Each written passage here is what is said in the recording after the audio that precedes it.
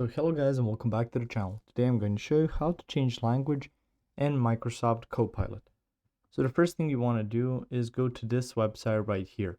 It's called copilot.microsoft.com, and once you go to there you will see something similar to this. If you're not logged in, you can either create an account or log into your already existing account. After that, you can see some options like quick response, think deeper, and so on. And you can go to the home page as well. Now, in order to add a secondary language, so right now you can see everything is in English.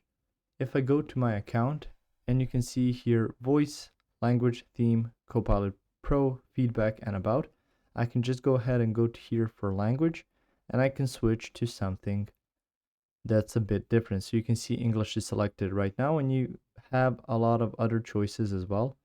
So let's choose, for instance, French. If I click on that, you can see it says everything in French, and you can see even on here you can ask the AI a question in French, and every setup will be French. You can see even stuff like that is now in French. You can do that instantaneously by just switching to some other language, and you can see and switch back to your standard language just like that. So it's quite simple. Just go to the settings and you will see the language right here.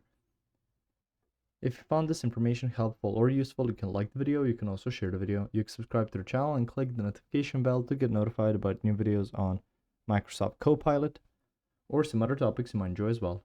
Thank you very much for watching this video, and as always, I'll see you guys in the next one. Goodbye.